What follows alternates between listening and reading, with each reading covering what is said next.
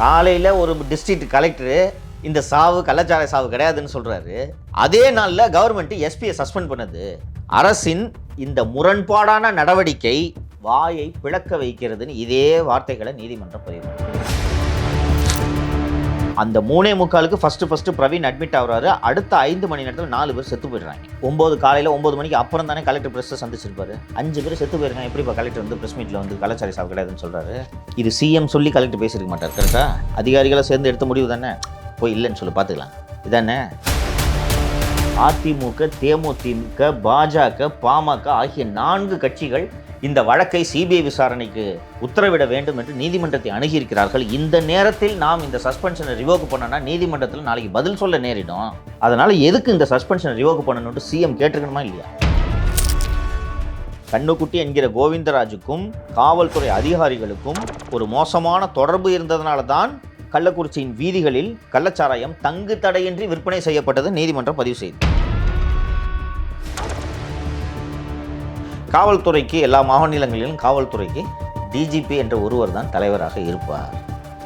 தமிழகத்தை பொறுத்தவரை காவல்துறைக்கு பல தலைவர்கள் இருக்கிறார்கள்.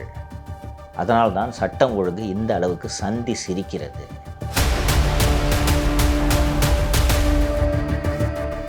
வணக்கம் சவுக்கு மீடியா நேயர்களே. இன்றைய நேர்காணலில் கள்ளக்குறிச்சி மாவட்டம் கருணாபுரம் அதை சுற்றியுள்ள பகுதிகளில் கிட்டத்தட்ட கள்ளச்சாராயம் குடித்து 67 பேர்கிட்ட மரணித்தார்கள். இது தொடர்பாக சென்னை உயர்நீதிமன்றத்தில் பல்வேறு கட்சிகள் வழக்கு தொடர்ந்திருந்தார்கள். இந்த வழக்கை சிபிஐ வசம் ஒப்படைக்க வேண்டும் என்றும் அதேபோல் விரைந்து முடிக்க வேண்டும் என்று பல்வேறு மனுக்கள் சென்னை உயர்நீதிமன்றத்தில் பெறப்பட்டன. இந்த வழக்கில் சென்னை உயர்நீதிமன்றம் தற்பொழுது ஆளும் திமுக அரசை கடுமையாக விமர்சித்துள்ளது. அதேபோல் பல்வேறு தீர்ப்புகளை இந்த உத்தரவில் வழங்கியுள்ளது. அது குறித்தும் இந்த தீர்ப்பின் முழு விவரம் குறித்தும் விவாதிக்க இருக்கிறோம். வாருங்கள் சார். வணக்கம். வணக்கம் லியோ சார். நம்ம தொடர்ந்து கள்ளக்குறிச்சி கள்ளச்சாராய மரணம் குறித்து நம்ம அதுக்கு முன்னாடி செங்கல்பட்டு மரணம் குறித்தும் பேசியிருக்கோம். செங்கல்பட்டு மரணம் நாம் எப்போ பேசணும்னா கிட்டத்தட்ட இது முன்பு ஒரு முறை சிறைக்கு போயிட்டு வந்தீங்க. அப்போ ஒரு அலுவலகத்தில் வந்துச்சு. நான் தான் அவங்கள இன்டர்வியூ பண்ணேன். ஸ்டாலின் அவர்கள் ராஜினாமா செய்ய வேண்டும் அப்படின்னு சொல்லிட்டு நீங்கள் பேசியிருந்தீங்க. கிட்டத்தட்ட அது நடந்து கிட்டத்தட்ட ஒரு வருடத்துக்குள்ளாகவே ஒரு வருடத்துல இந்த மாதிரி விஷயம் நடக்குது கள்ளக்குறிச்சியில். இப்போ இந்த தீர்ப்பு சென்னை உயர்நீதிமன்றம் நேரடியாக எங்களுக்கு காவல்துறை மேலே நம்பிக்கை இல்லை அப்படின்னு சொல்லிட்டு கையை வச்சுருக்காங்க. இந்த தீர்ப்பை நீங்கள் எப்படி சார் பார்க்குறீங்க? இதை ரொம்ப முக்கியமான தீர்ப்பாக நான் பார்க்கிறேன் லியோ. இந்த தீர்ப்பு ஸ்டாலின் அரசாங்கத்தின் மீது நீதிமன்றம் சுமத்தியுள்ள நேரடியான குற்றச்சாட்டு என்று நான் பார்க்கிறேன். ஃபஸ்ட்டு அடிப்படையான காரணம், தீர்ப்பில் என்னென்ன கூறுகள் இருக்குது, என்னென்ன அம்சங்கள் இருக்குன்றதை நான் விரிவாக சொல்கிறேன். அதற்கு முன்னதாக இது காவல்துறை மற்றும் காவல்துறையின் புலன் விசாரணை பற்றிய ஒரு தீர்ப்பு என்பதால் இது முதல்வரின் நேரடி கண்காணிப்பின் கீழ் வருகிறது. உங்களுக்கு நினைவு இருக்குன்னு நினைக்கிறேன், சிஎம் சட்டம் ஒழுங்கு சம்மந்தமாக பேசும்போது நானே இதை பார்த்துக்கிட்டு இருக்கேன், நான் சும்மா விட மாட்டேன் அப்படின்லாம் பேசினார். ஸோ உள்துறை முதல்வரின் கீழ் வருகிறது. முதல்வரின் நேரடி கண்காணிப்பில் இருக்கக்கூடிய ஒரு துறையின் மீது சென்னை உயர்நீதிமன்ற டிவிஷன் பெஞ்ச் ஒன்று இத்தகைய குற்றச்சாட்டுகளை சுமத்தி இருப்பது என்பது நிச்சயமாக திமுக அரசை நோக்கி சுமத்தப்பட்ட குற்றச்சாட்டாக தான் நாம் இதை பார்க்க வேண்டும். இதில் இருவேறு கருத்துக்களுக்கு இடமில்லை. லியோ, நான் இந்த ஆட்சியோட தொடக்கத்துலேருந்தே சொல்லிட்டுருக்கேன். நான் ரொம்ப க்ளோஸாக அட்மினிஸ்ட்ரேஷனை அப்சர்வ் பண்ணிகிட்டு இருக்கிறதுனால நான் தொடக்கத்துலேருந்தே சொல்லிகிட்டு இருந்தேன். அதிகாரிகள் தான் இந்த ஆட்சியை நடத்துகிறார்கள். அதிகாரிகள் ஆட்சியை நடத்துவது எந்த ஆட்சிக்கும் ஆபத்து. என்னென்னா ஒரு ஃபண்டமெண்டல் பேசிக், நான் அரசியல்வாதி, நீங்கள் அதிகாரின்னு வச்சுக்கோங்க, எனக்கு கீழே நீங்கள் வேலை செய்கிறீங்க, நான் சொல்கிறத தான் நீங்கள் கேட்கணும். இதுதான் சிஸ்டம். ஆமாம். இப்போ நீங்கள் உங்கள் இஷ்டப்படி வேலை செய்யுங்கன்னு சொல்லிவிட்டு நான் உங்களை விட்டுட்டேன்னா நீங்கள் இந்த நிர்வாகத்தை மற்றும் எல்லா விஷயங்களையும் எந்த கண்ணோட்டத்தில் அணுகுவீங்கன்னா உங்களோட நலன் சார்ந்து அணுகுவீங்க. நீங்கள் ஒரு அதிகாரி அவரோட நலனை தான் ஃபஸ்ட்டு பார்ப்பார். அரசியல்வாதிக்கு எப்படி இதை பார்ப்பாங்கன்னா, அரசியல்வாதி எப்போதும் வாக்குகளின் கண்ணோட்டத்தில் பார்ப்பான். அதுதானே சரி? ஆமாம். நம்ம இது மாதிரி பண்ணிட்டோம், ஜனங்க கத்த போதியா, திருப்பி போய் நிற்கணும் 5 வருஷத்தில். ஏன்னா அரசியல்வாதிக்கு 5 வருஷத்துக்கு ஒரு வாட்டி போய் இவங்ககிட்ட நிற்கணும், இவங்க வீட்டு வாசலில் நிற்கணும், அம்மா ஓட்டு போடுங்கம்மான்னு நிற்கணுன்ற அந்த அச்சம் அரசியல்வாதிக்கு இருந்து கொண்டே இருக்கும். அதிகாரிக்கு என்ன பிரச்சனை? எலெக்ஷன் முடிஞ்ச உடனே எடப்பாடி வீட்டு வாசலில் போய் நிற்பாங்களா மாட்டாங்களா? இப்போவே ஃப்ளைட்டில் போகும்போது பக்கத்தில் போய் சீட்டை மாற்றி உட்காந்துக்கிட்டு பேசுகிற அதிகாரிகள் தானே இருக்கிறாங்க. இதுதான் அதிகாரிகள். ஸோ அதிகாரிகள் கையில் நீங்கள் முழுமையாக லகானை கொடுக்கக்கூடாது. நான் பல இன்ஸ்டன்ஸை சுட்டி காட்டியிருக்கேன் அதிகாரிகள்கிட்ட. அதுவும் குறிப்பாக ஐஏஎஸ் ஐபிஎஸ் குரூப் ஒன் ஆஃபீஸர்ஸோட போஸ்டிங்கில் எல்லாம் கையெழுத்து போடுறது சிஎம். வெள்ளிக்கிழமை நைட்டு ஒரு ஐஏஎஸ் ஆஃபீஸருக்கு ஒரு ஆர்டர் போடுவார், ஒரு இடத்துல போஸ்டிங் போடுவார். திங்கக்கிழமை காலையில் இன்னொரு போஸ்டிங் போடுவார். ரெண்டுலேயும் சிஎம் தான் கையெழுத்து போடுவார். ஃபைலில் கொண்டு போய் அவர்கிட்ட வைக்கும்போது கேட்கணும், யோ வெள்ளிக்கிழமை சாயங்காலம் இந்த ஆளுக்கு இங்கே போஸ்டிங் போடணுன்னு இன்றைக்கி இந்த திங்கக்கிழமை எதுக்கு எடுத்துன்னு வர, திருப்பி எதுக்கு மாற்றணும், 2 நாள் எதுக்கு போஸ்டிங் மாற்றணும் அப்படின்னு கேட்கணும். எதை எடுத்தாலும் ஒரு கையெழுத்து போடுறது. இப்படி இருந்ததுனால தான் சிபிஐ விசாரணைக்கு மாற்றுவதற்கு முதல்வர் போட்ட மாறுதல் உத்தரவு ஒரு மிக முக்கியமான காரணமாக அமைந்திருக்கிறது. அது என்னன்றதை விரிவாக சொல்கிறேன்.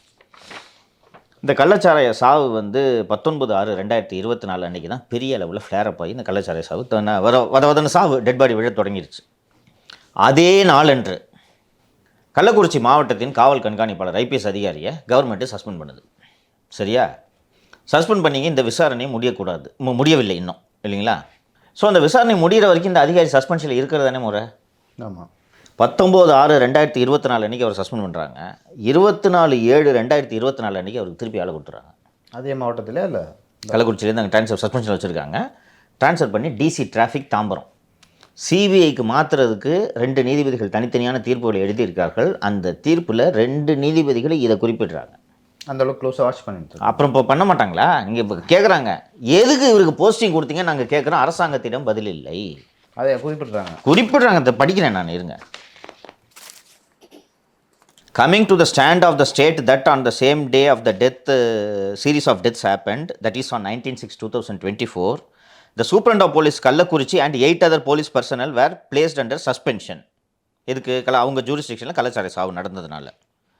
It is to be seen that the suspension of Superintendent of Police was revoked on 24/7/2024 and he was posted as DC Tambaram. The reason assigned for revocation of his suspension is that the said officer addressed a representation to the effect and DGP recommended for revocation of his suspension. The reason does not cut ties with this court because no material worth the salt was produced before the court in support of this reason. In other words, the materials produced before this court by the state would reveal that there is no acceptable reason for revocation of the suspension. அதாவது என்னன்னா, ஒரு மாதத்தில் எதுக்கியா வேலை கொடுத்தீங்கன்னு நாங்கள் கேட்டோம். கேட்டதுக்கு அவங்க என்ன சொல்கிறாங்க, அந்த சஸ்பெண்ட் செய்யப்பட்ட அதிகாரி டிஜிபிக்கு ஒரு மனு கொடுக்குறாராம். அவர் கொடுத்த மனுவின் அடிப்படையில் அவருக்கு மீண்டும் நாங்கள் வேலை கொடுத்து விட்டோம்னு சொல்கிறாங்க. இந்த காரணம் ஏற்றுக்கொள்வதாக இல்லை. எந்த போஸ்ட்டில் போட்டாலும் அவர் ஐபிஎஸ் அதிகாரின்றதுனால இந்த விசாரணை இன்ஃப்ளூயன்ஸ் பண்ணுவார், நாங்கள் அதை ஏற்றுக்கொள்ளக்கூடியதாக இல்லை அப்படின்ட்டு நீதிமன்றம் இந்த காரணத்தை பதிவு செய்கிறது. ரைட்டுங்களா? இதில் நம்ம பார்க்க வேண்டியது, ஐபிஎஸ் ஆஃபீஸர் சஸ்பெண்ட் பண்ணுறாங்க. ஓகே, அதே நாளில் 2 டிஎஸ்பி, ஒரு PW DSP, 1 local DSP, 2 inspector, 1 sub inspector, 1 circle inspector, இவ்வளோ பேர் 9 பேர் சஸ்பெண்ட் பண்ணுறாங்க. இல்லையோ நல்லா கவனிக்கணும். நான் மீண்டும் மீண்டும் சொல்கிறேன், இந்த அதிகாரிகள் தான் ஆட்சி நடத்துகிறாங்கன்ட்டு. அந்த ஐபிஎஸ் ஆஃபீஸருக்கோட சஸ்பென்ஷன் ரிவோக் பண்ணி அவருக்கு போஸ்டிங் போட்டாங்கல்ல, அந்த டிஎஸ்பிலாம் இன்னும் சஸ்பென்ஷன் இருக்காங்க. புரியுதா? இப்போ நான் சொன்ன ஞாபகம் இருக்கா? அதிகாரிகள் அவர்களை நலனை பார்ப்பார்கள்னு. அவர் ஐபிஎஸ் ஆஃபீஸரு டிஜிபிட்டு போய் சார் சரி உங்கள் சஸ்பென்ஷன் ரிவோக் பண்ணிட்டீங்களா? அந்த டிஎஸ்பி இன்ஸ்பெக்டர்லாம் என்ன பாவம் பண்ணான்? எஸ்பி ஒழுங்காக வேலை செஞ்சிருந்தா டிஎஸ்பி இன்ஸ்பெக்டருக்கு இந்த தவறு செஞ்சுருப்பாங்களா? எஸ்பி ஒழுங்காக வேலை செய்யாதனால தானே இது நடக்குது. எஸ்பி சஸ்பென்ஷன் ரிவோக் பண்ணிக்குவாங்களா? அந்த டிஎஸ்பி இன்ஸ்பெக்டர்லாம் இன்னும் சஸ்பென்ஷனில் இருக்காங்க. கடைசி வரைக்கும் அவங்க சஸ்பென்ஷன் ரிவோக் பண்ண மாட்டாங்க. காவல்துறையில் கீழ்மட்டத்தில் இருக்கக்கூடிய ஊழியர்களின் நிலை இதுதான். நீதிமன்றம் இன்னொரு இடத்துல ரொம்ப அழகாக ஒரு விஷயத்தை பதிவு பண்ணுது.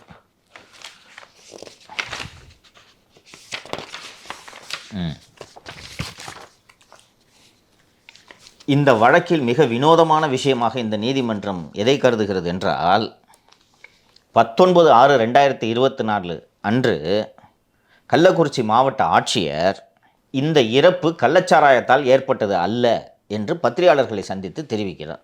நேற்று நீங்கள் இந்த நம்ம நேர்காணலில் சொன்னது. ஆமாம், சொல்கிறாங்க, கலெக்டரே சொன்னதுனால தாங்க நாங்கள் குடித்தோம் அப்படின்னு சொல்லிட்டு அந்த ஊர் மக்கள் சொன்னாங்கன்னு சொன்னீங்க. 19/6 அன்னைக்கு கலெக்டர் பத்திரிகையாளர் சந்திச்சு, அந்த பக்கத்தில் அந்த வசனம் கார்த்திக் எம்பெல்லாம் எல்லாம் நின்னார்னு கூட சொன்னீங்க. கலெக்டரே சொல்கிறாரு இல்லையா? அந்த கோர்ட் என்ன சொல்லுதுன்னா, அதே 19/6 அன்று கள்ளச்சாராய மரணங்களுக்கு பொறுப்பு என்று அந்த மாவட்டத்தின் எஸ்பியை அரசு சஸ்பெண்ட் செய்கிறது. காலையில் ஒரு டிஸ்ட்ரிக்ட் கலெக்டரு இந்த சாவு கள்ளச்சாராய சாவு கிடையாதுன்னு சொல்கிறாரு. அதே நாளில் கவர்மெண்ட்டு எஸ்பியை சஸ்பெண்ட் பண்ணுது.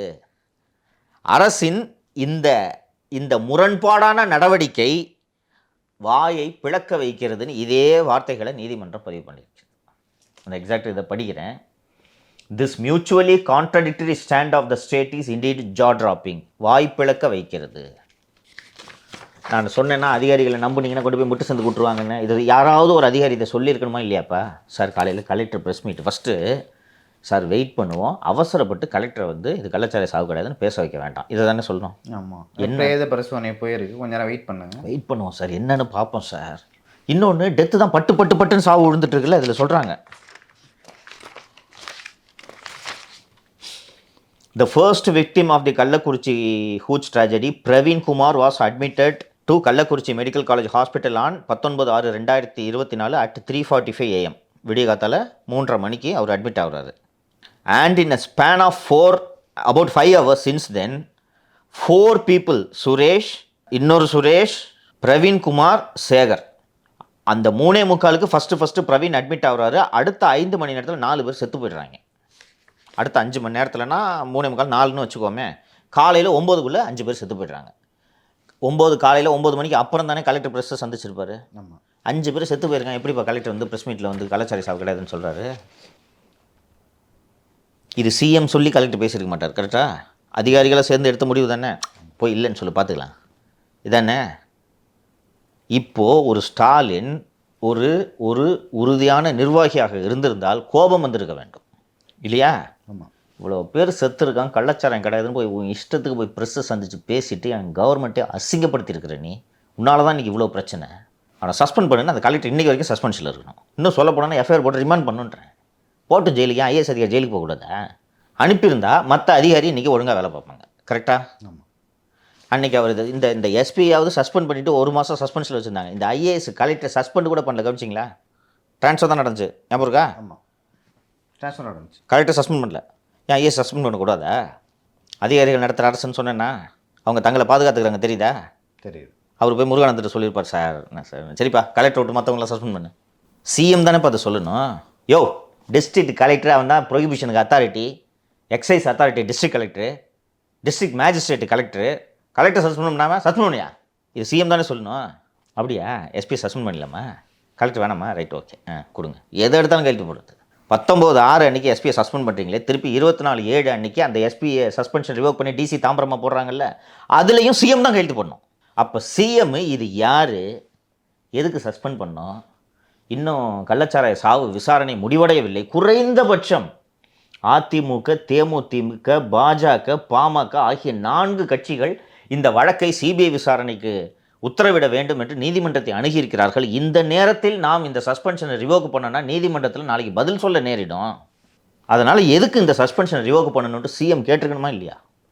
இன்னைக்கு யார் சந்தி சிரிக்கிறது? கேட்குறாங்கல்ல, இதில் சொல்கிறாங்கல்ல, சஸ்பென்ஷனை ரிவோக் பண்ணதுக்கு நீங்கள் சொல்லும் காரணம் ஏற்றுக்கொள்ளும்படியாக இல்லைன்னு கோர்ட்டு சொல்லியிருக்குல்ல.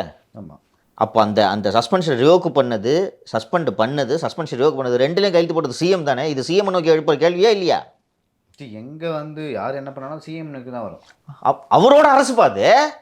நீங்கள் தானேப்பா பெருமையாக திராவிட மாடல் அரசின் தலைவர் ஸ்டாலின் நீங்கள் தானே விளம்பரப்படுத்திக்கிறீங்க. அப்போ இதற்கும் நீங்கள் தானே பொறுப்பெடுக்க வேண்டும். இன்னொன்று ரொம்ப லிட்ரலாகவே சொல்கிறேன், இந்த 2 டிரான்ஸ்ஃபர் ஆர்டர்லையும் கையெழுத்து போட்டது யார்? சிஎம் தானே கையெழுத்து போடுறாரு. அப்போ அவர் தான் பொறுப்பு. எளிமையாக கேட்குறேன்ப்பா, இது ஒரு காமன் சென்ஸாக இல்லையாப்பா? ஒரு கள்ளச்சாராயம், ஒரு 67 பேர் 20 வருஷத்துக்கு அப்புறம் மிகப்பெரிய ஒரு சோகம் நடந்து 67 பேர் சாவறான்ப்பா ஒரு ஊரில். எஸ்பி மட்டும் தான் பொறுப்பா? கலெக்டர் பொறுப்பு இல்லை? எக்ஸைஸ்க்கு அத்தாரிட்டியாக இருந்துக்கிட்டு டாஸ்மாக் சேல்ஸ் ஏன் குறையுதுன்னு கலெக்டர் தானேப்பா ரெஸ்பான்சிபிள். இதுக்கு இன்னொன்று வித்தது கலெக்டர் ஆஃபீஸ் பக்கத்தில் தானே இல்லையா? கோர்ட்டுக்கு பின்னாடி தான். கோர்ட்டுக்கு அந்த கேம்பஸ் எல்லாமே பக்கத்தில் பார்த்து தானே இருக்கு. ஆமாம், எடுத்த உடனே ஏன் சஸ்பெண்ட் பண்ண கலெக்டர்னு ஒரு சிஎம் கேட்டுக்கணுமா வேணாமா? நான் தொடர்ந்து இவருக்கு ஆட்சி நடத்த தெரியலன்னு சொல்லிட்டு இருக்கேன்னா அதுதான் நடந்திருக்கு. கொண்டு போய் அதிகாரி எங்கே நிறுத்தியிருக்காங்க பார்த்தீங்களா? இதற்கு அடுத்தபடியாக இதை சொல்லிவிட்டு அந்த கண்ணுக்குட்டின்னு நேற்று நீங்கள் ஒரு ஆளை சொன்னீங்கல்ல, அவர் தான் ரெகுலராக சாராயம் விற்றுக்கிட்டு இருப்பார் அப்படின்ட்டு, அவர் திருப்பி கள்ளச்சாராயத்தை விற்கிறாரு. விற்றுட்டு திருப்பி ஜெயிலேருந்து வெளியில் வந்து திருப்பியும் அவர் கள்ளச்சாராயத்தை விற்கிறாரு. காவல்துறையின் துணை இல்லாமல் கண்ணுக்குட்டியால் இந்த வியாபாரத்தை செஞ்சுருக்க முடியாதுன்றது நீதிமன்றங்கள் பல இடங்களில் பதிவு செய்யுது. கண்ணுக்குட்டி என்கிற கோவிந்தராஜுக்கும் காவல்துறை அதிகாரிகளுக்கும் ஒரு மோசமான தொடர்பு இருந்ததுனால தான் கள்ளக்குறிச்சியின் வீதிகளில் கள்ளச்சாராயம் தங்கு தடையின்றி விற்பனை செய்யப்பட்டது நீதிமன்றம் பதிவு செய்யுது. கூடுதலாக புதுச்சேரியிலேருந்துலாம் இது இங்கே வந்திருக்குது, அராக் மூவ்மெண்ட் இருந்திருக்கு. அதனால 2 மாநிலங்கள்லாம் சம்மந்தப்பட்டிருக்கிறதுனால இதை சிபிஐக்கு அனுப்புவது தான் சரியான வழியாக இருக்கும் அப்படின்னு சொல்கிறாரு. இந்த மேட்ரு நான் ஏற்கனவே சொன்னேன். கலெக்டர் ப்ரெஸ் மீட் வச்சதை அதை குறிப்பிட்றாங்க. அதற்கு அடுத்தபடியாக நாம் அந்த டிஜிபி லெட்டரை நம்ம விரிவாக விவாதிச்சோம்ல, ஆமாம், அதை நீதிமன்றம் குறிப்பிடுகிறது. பார 67 மரக்காணம் மற்றும் செங்கல்பட்டு மாவட்டங்களில் நடந்த கள்ளச்சாராய சாவுகளை பற்றி 13/12/2023 அன்று உள்துறை செயலருக்கு மெத்தனாலை கையாள்வது தொடர்பாக இதுவரை உரிய வழிமுறைகள் வழிகாட்டு நெறிகள் இல்லை, அது தொடர்பான உரிய உத்தரவுகளை பிறப்பிக்க வேண்டும் என்று டிஜிபி உள்துறைக்கு கடிதம் எழுதியிருக்கிறார். இந்த கடிதம் எழுதப்பட்ட பிறகும் 67 பேர் இறந்திருப்பதை இந்த நீதிமன்றம் ஒதுக்கி தள்ள முடியாதுன்ட்டு ஸ்பெசிஃபிக்காக எழுதுகிறாங்க. ஸ்பெசிஃபிக்காக லெட்டரை போட்டு எழுதுகிறாங்க. அண்டு கவர்மெண்ட் வந்து இதை ஏன் சிபிஐக்கு அனுப்பக்கூடாதுன்னு என்ன வாதத்தை எடுத்து வச்சாங்க தெரியுமா? என்ன வாதம் எடுத்து வச்சாங்க சார்? இந்த கேஸ் போட்டிருக்கிறதுலாம் அரசியல் கட்சிங்க, செத்து போனவங்க ஃபேமிலியிலேருந்து யாரும் இங்கே வரல, அதனால் நீங்கள் இதை என்டர்டெயின் பண்ணக்கூடாது அப்படின்ற வாதத்தை எடுத்து வைக்கிறாங்க. அதுக்கு நீதிமன்றம் என்ன பதில் சொன்னது? சூப்பராக கேட்டீங்க. இறந்து போனவர்கள் அத்தனை பேரும் விளிம்பு நிலை மக்கள் என்பதை அரசு வழக்கறிஞரே மறுக்க மாட்டார். அப்படி இருக்கும்போது அவர்களால் நீதிமன்றத்திற்கு வருவது அத்தனை எளிதல் என்பதை நீதிமன்றம் புரிந்து கொள்கிறது. அதனால் அரசு வழக்கறிஞர் இந்த வாதத்தை நாங்கள் நிராகரிக்கிறோம். அதுதான் முடிச்சிட்டாங்க. என்ன கிரவுண்டு பார்த்தியா? அப்புறம் ஸ்டேட்டு எடுத்து வைத்த இன்னொரு வாதம், இந்த வழக்கோட விசாரணையை சிபிசிஐடி வேகமாக முடித்து விட்டது, விசாரணை முடியும் தருவாயில் இருப்பதால் சிபிஐக்கு ஒருவேளை இந்த வழக்கின் விசாரணை மாற்றப்பட்டால் சிபிஐ முதலிலிருந்து விசாரிக்க வேண்டி வரும், அது அவசியமற்றது அப்படின்னு சொல்கிறதுக்கு நீதிமன்றம் என்ன சொல்லுதுன்னா, குற்றப்பத்திரிகை தாக்கல் செய்யப்பட்ட நேர்வுகளில் கூட நீதிமன்றம் சிபிஐ விசாரணைக்கு உத்தரவிட்டிருக்கிறது. அதனால் அரசு வழக்கறிஞர் கூறும் இந்த கூற்றை ஏற்றுக்கொள்ள முடியாது அப்படின்னு சொல்லிட்டு, ஒரு ஏடிஎம்கே இந்த வழக்கில் முக்கியமாக ஒரு முதல் மனுதாரர் வந்து அதிமுகவின் வழக்கறிஞர் பிரிவு செயலர் திரு இன்பதுரை அவர்கள் இல்லைங்களா? ஸோ அவங்களோட பெட்டிஷனில் ஒரு விஷயத்தை மென்ஷன் பண்ணுறாங்க. கள்ளக்குறிச்சி உங்கள் ஊர் எம்எல்ஏ, கள்ளக்குறிச்சி எம்எல்ஏ திரு செந்தில்குமார் அவர்கள் தமிழக சபாநாயகரிடம் கள்ளச்சாராய விற்பனை தொடர்பாக ஒரு கவன ஈர்ப்பு தீர்மானத்தை கொடுத்துருக்கிறார் அப்படின்றத அவங்க பெட்டிஷனில் குறிப்பிடுறாங்க. ஸோ அதாவது அவங்க என்ன இம்ப்ளை பண்ணுறாங்கன்னா, கவர்மெண்ட்டுக்கு தெரியாதுலாம் சொல்ல முடியாதுங்க, எங்கள் எம்எல்ஏ ஒருத்தர் கொடுத்துருக்காருன்றதை சொல்கிறாங்க. கவர்மெண்ட் இல்லை, ஆக்சுவலாக அந்த இறப்பு நடந்தப்போ திரு செந்தில்குமார் அவர்கள் வந்து சபாநாயகர்கிட்ட கொடுத்த அந்த இது இருக்குல்ல மனு, அது வந்து சர்க்குலேட் ஆச்சு. அப்போ வந்து அவர் என்ன சொன்னாங்கன்னா, ஆக்சுவலாக இவர் வந்து பிஜேபி கூட சேர்ந்துட்டு இவர் தான் கள்ளக்குறிச்சி இருக்குதுன்னா அப்போ செந்தில்குமார் தான் அங்கே எம்எல்ஏவாக இருக்காரு, இப்போ அவர் மூலமாக தான் விற்றுருக்கோம் அப்படின்னு சொல்லிட்டு அவர் மேலே பழிய போட்டாங்க. ஆளுங்கட்சி எம்எல்ஏ மீறி எதிர்கட்சி எம்எல்ஏ கள்ளச்சாராயம் விற்கிறத விட்டுடுவாங்க இவங்க இல்லையா? ஸோ இதை வந்து கோர்ட்டில் அதிமுக சுட்டி காட்டுது, இந்த மாதிரிங்க கவன ஈர்ப்பு தீர்மானம் கொடுத்துருக்குறோம் அப்படின்னு. அரசு அதுக்கு என்ன பதில் சொல்கிறாங்க தெரியுமா? ரொம்ப பியூட்டிஃபுல்லான பதில். செந்தில்குமார் அவர்கள் கொடுத்த கவன ஈர்ப்பு தீர்மானத்தை சபாநாயகர் ஏற்றுக்கொள்ளவில்லை, நிராகரித்து விட்டார், அதனால் இது அரசின் கவனத்துக்கு வரவில்லை. எப்படி? இதை நீதிமன்றம் இதை குறிப்பிட்டு, இவர்கள் சொல்லும் இந்த பதில் நம்பும்படியாக இல்லை, மேலும் கல்வராயன் மலையில் கள்ளச்சாராயம் விற்பனை செய்யப்படுகிறது என்பது காவல்துறைக்கு தெரிந்தே நடக்கிறதுன்றதை பதிவு செஞ்சுறாங்க. இன்னொன்று கோர்ட்டு வந்து அழகாக என்ன சொல்கிறாங்க, இவர் நம்ம அரசு தரப்பு வந்து நீதிமன்றத்திற்கு சமர்ப்பித்த பதில் மனுவில் 2023 கள்ளச்சாராய வழக்குகள் பதிவு செய்யப்பட்ட வழக்குகளோட விவரங்களை எல்லாம் கொடுக்குறாரு. செங்கல்பட்டு, விழுப்புரம், கள்ளக்குறிச்சி அந்த பகுதிகளில் பதிவு செய்யப்பட்ட வழக்குகளோட விவரங்களெல்லாம் கொடுக்குறாரு. இதையெல்லாம் பார்த்த நீதிமன்றம், இந்த புள்ளி விவரங்களெல்லாம் பார்த்தாலே உங்களால் கள்ளச்சாராய விற்பனையை தடுக்க முடியலன்றதை இந்த நீதிமன்றம் புரிந்து கொள்கிறது. இன்னொன்று, ஸ்டேட் கவர்மெண்ட் எடுத்து வைத்த வாதம் ரொம்ப ஒரு பியூட்டிஃபுல்லான வாதத்தை நீங்கள் கவனிக்கணும். கள்ளச்சாராயத்தை ஒழிப்பதற்காக நாங்கள் டாஸ்மாக் என்ற நிறுவனத்தை நடத்தி நல்ல சாராயத்தை விற்கிறோம்ன்றது ஒரு ஆர்குமெண்ட்டாக சென்னை உயர் நீதிமன்றத்தில் எடுத்து வச்சுருக்காங்க. நீதிமன்றம் அதை குறிப்பிடுகிறது. நாங்கள் டாஸ்மாக் மூலமாக நல்ல சாராயத்தை விற்று வருகிறோம், அதன் மூலம் கள்ளச்சாராயத்தை ஒழிக்க நாங்கள் முயற்சி எடுக்கிறோம் அப்படின்னு சொல்லியிருக்காங்க. இறுதியில் ஒரு நீதிபதிகள் திரு கிருஷ்ணகுமார் மற்றும் திரு பிபி பாலாஜி ஆகிய அமர்வு வந்து இந்த கள்ளச்சாராயம் தொடர்பாக பதிவு செய்யப்பட்ட 2 எஃப்ஐஆர்களை, 2 கிரைம் நம்பர் 2 and 4 of 2024 இதை நாங்கள் சிபிஐ விசாரணைக்கு மாற்றுகிறோம்னு சொல்லிட்டு அவங்க எழுதிட்டாங்க. இது போக கூடுதலாக நீதிபதி திரு பிபி பாலாஜி அவர்கள் கூடுதலாக தனியாக ஒரு தீர்ப்பு எழுதுகிறார். அந்த தீர்ப்பில் அவர் குறிப்பிடுவது, இந்த கள்ளச்சாராய மரணங்கள் நிகழ்ந்ததும் சில அதிகாரிகள் சஸ்பெண்ட் செய்யப்படுகிறார்கள், அதில் ஒரே ஒரு அதிகாரிக்கு மட்டும் மீண்டும் வேலை கொடுத்திருப்பது என்பது எங்களுக்கு சந்தேகத்தை எழுப்புகிறது. இந்த பணி இடைநீக்கம் செய்யப்பட்ட அதிகாரிகள் மீது இதுவரை துறை ரீதியான ஒழுங்கு நடவடிக்கை கூட எடுக்கவில்லை என்பது மேலும் சந்தேகத்தை எழுப்புகிறது. ஸோ மாநில அரசின் இந்த நடவடிக்கைகளை பார்க்கும்போது நீதிமன்றத்தின் சந்தேகம்தான் அதிகரிக்கிறது அப்படின்றத பதிவு பண்ணுறார்.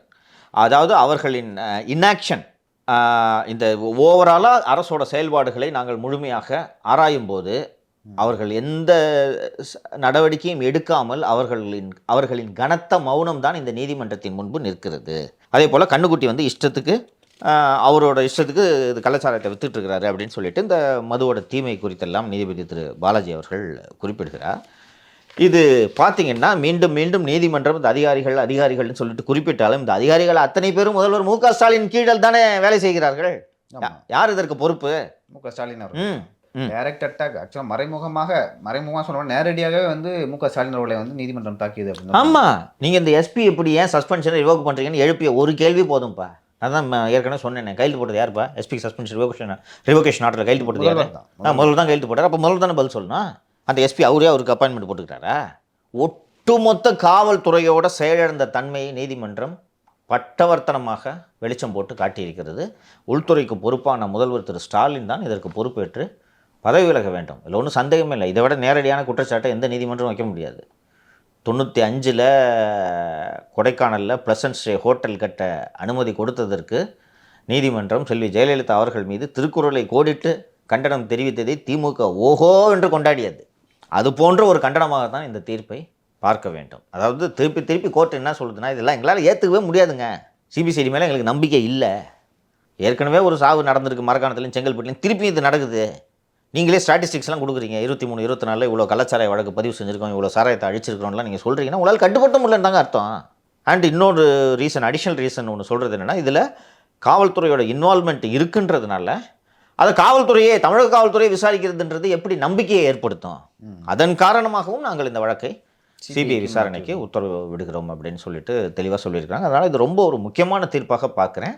திராவிட முன்னேற்ற கழக அரசை பொறுத்தவரை நீதிமன்றம் கொடுத்துள்ள ஒரு சவுக்கடி என்பதாகத்தான் இதை பார்க்க வேண்டும். இந்த நேரத்தில் கூடுதலாக ஒன்று குறிப்பிடணும். இந்த உயர்நீதிமன்றத்தின் தீர்ப்பை குறிப்பிட்டு அறிக்கை வெளியிட்டுள்ள டாக்டர் அன்புமணி ராமதாஸ் அவர்கள் ரொம்ப அழகாக ஒரு வரி சொல்லியிருக்கார். முடிகிற ஸ்டேட்மெண்ட்டில் கடைசி பேராக ஒன்று என்ன சொல்கிறாருன்னா, காவல்துறைக்கு எல்லா மாநிலங்களிலும் காவல்துறைக்கு டிஜிபி என்ற ஒருவர் தான் தலைவராக இருப்பார். தமிழகத்தை பொறுத்தவரை காவல்துறைக்கு பல தலைவர்கள் இருக்கிறார்கள்.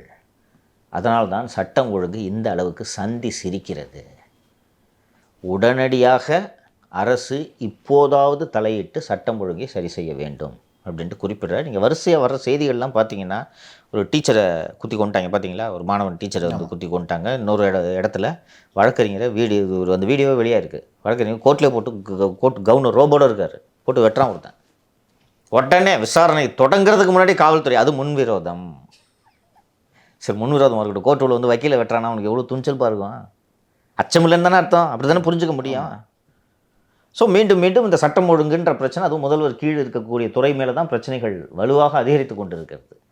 அப்படின்றத பார்க்கும்போது இதற்கெல்லாம் நான் ஏற்கனவே குறிப்பிட்டது போல் நிச்சயமாக கடுமையான எதிர்வினை மக்களிடமிருந்து கிளம்பும். குறிப்பாக சட்டம் ஒழுங்கு மோசமாச்சுன்னா மக்கள்கிட்ட ஏற்படுற அந்த அச்சம் ஏற்பட்டுரும். புரியுதா? லாண்ட் ஆர்டர் மெயின்டைன் பண்ணலன்னா ஜனங்களுக்கு பயம் வந்துடும், என்ன கவர்மெண்ட் இதுன்னு. அது வந்துச்சுன்னா பாரதூர விளைவுகள் ஏற்படும். இல்லை, இந்தியாவிலே வந்து லா அண்ட் ஆர்டர் வந்து சிறப்பாக உள்ள மாநிலம் வந்து தமிழ்நாடுன்னு சொல்லுவாங்க. ஸோ தமிழ்நாட்டுக்கே இந்த மாதிரி ஒரு நிலைமை வருதுன்னா நம்ம யோசிச்சு பார்க்கணும். இன்னொரு விஷயம் வந்து, இந்த வழக்கு தொடர்பாக வந்து தமிழக அரசு வந்து உச்சநீதிமன்றம் போவாங்க.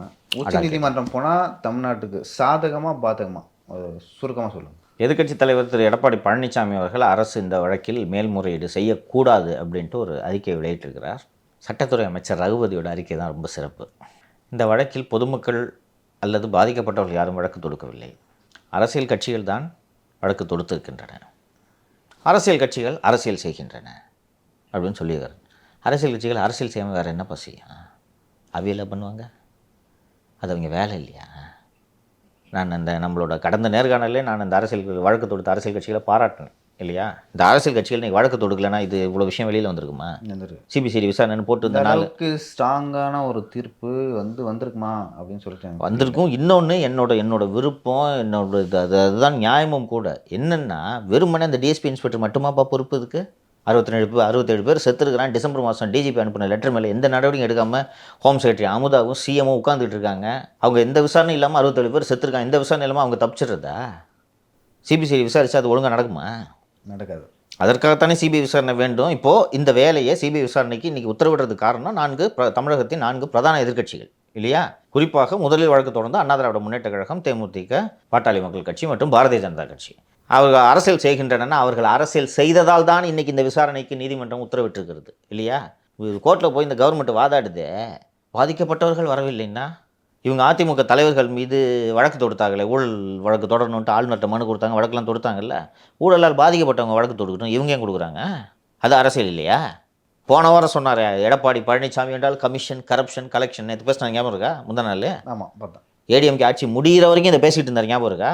இல்லை, தேர்தலே அதுதான் முழக்கமாக வச்சாங்கல்ல. இப்போ என்ன வந்து தண்டனை வாங்கி கொடுத்துட்டீங்களா? அப்போ அது அரசியல் இல்லையா? ஒரு அரசியல் கட்சியின் வேலையை அரசியல் செய்கிறது தானே. இப்போ வேறு எதுக்கு கட்சி நடத்துகிறாங்க? இதை பேசுகிறாரு சட்டத்துறை அமைச்சர், அரசியல் செய்கின்றன. அப்புறம் சொல்கிறாரு, காவல்துறை சிறப்பாகத்தான் விசாரணை நடத்தியது, ஏன் சிபிஐ விசாரணைக்கு உத்தரவிடப்பட்டுள்ளது என்பது எங்களுக்கு வியப்பாக இருக்கிறது அப்படின்னு சொல்லிட்டு மேல்முறையீடு செய்வதா வேண்டாமா என்பதை நாங்கள் கலந்தாலோசித்து முடிவு செய்வோம்னு சொல்லியிருக்காரு. இவர்கள் செல்வார்கள், மேல்முறையீடுக்கு செல்வார்கள். ஆனால் இந்த தீர்ப்பு ஏன் சிபிஐக்கு விசாரணைக்கு அனுப்புகிறோம் என்பதை வலுவாக பதிவு செய்துள்ளார்கள். இப்போது உச்சநீதிமன்றத்துக்கு இது ஒரு வேளை போனால் இந்த 4 எதிர்க்கட்சிகள் தான் இந்த வழக்கை தொடுத்தது சும்மாவா இருப்பாங்க? அவங்க போக மாட்டாங்களா உச்சநீதிமன்றத்துக்கு? போய் வலுவான வாதங்களை எடுத்து வைப்பார்கள். வலுவான வாதங்களை அவர்கள் எடுத்து வைத்தார்கள் என்றால் உச்சநீதிமன்றம் இதைவிட கடுமையான கருத்துரைகளோடு சிபிஐ விசாரணையை உறுதி செய்யத்தான் வாய்ப்பு அதிகம் இருக்கிறது. நிச்சயமாக சென்னை உயர்நீதிமன்றத்தோட தீர்ப்பை உச்சநீதிமன்றம் ரத்து செய்ய வாய்ப்பில்லை என்று தான் நான் பார்க்கிறேன். சரிங்க சார், பொறுத்து பார்க்கலாம். தமிழ்நாடு அரசு இந்த வழக்கில் மேல்முறையீடு செய்கிறதா இல்லை தமிழ்நாடு அரசுக்கு சாதகமாக வருகிறதா பாதகமாக வருகிறதா பொறுத்து பார்க்கலாம். நம்ம தொடர்ந்து பேசலாம் கள்ளக்குறிச்சி கள்ளச்சாராய மரணம் தொடர்பாக. ரொம்ப நன்றி. நன்றி லியோ.